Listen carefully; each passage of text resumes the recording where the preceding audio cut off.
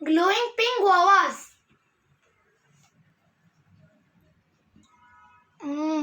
Yummy.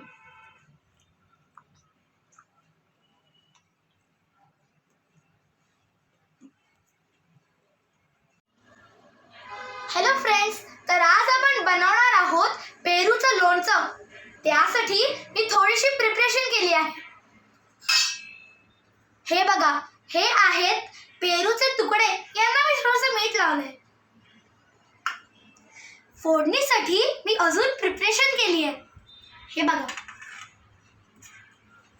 ही आहे राई, जिरं, मेथीचे दाणे, हळद, हिंग आणि तिखट. चला फोडणी करूया. तेल तापलं आहे. तर पहिला आपण घालणार राई.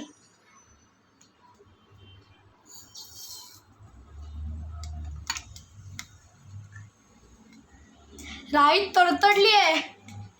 आता आपण घालणार आहोत जिरं. आता आपण घालणार मेथीचे दाणे. वा, मेथी लाल झाली आहे. आता आपण घालणार हळद, हिंग आणि तिखट. वा वा, काय बनणार आहे आपलं लोणचं आज. तर आपण इकडे ठेवूया.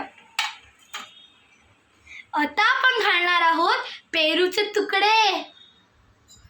चला,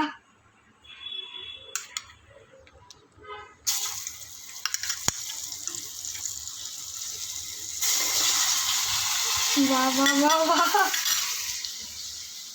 स्वादानुसार आपण घालणार थोडंसं गूळ.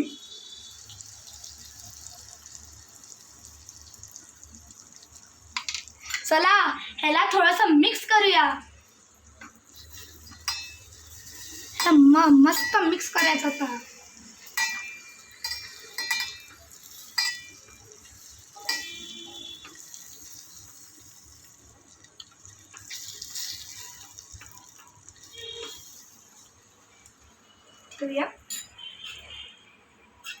आता ह्याला 2 मिनिटं शिजायला ठेवूया.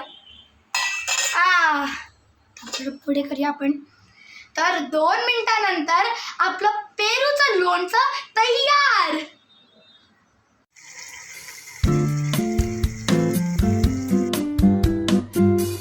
हे बघा, आपलं झटपट पेरूचं लोणचं तयार.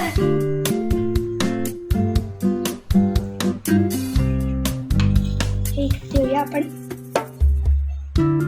पोळी बरोबर मस्त लागतं. फ्रीज मध्ये 2-4 दिवस आरामात राहतं. तुम्ही पण बनवून बघा, मस्त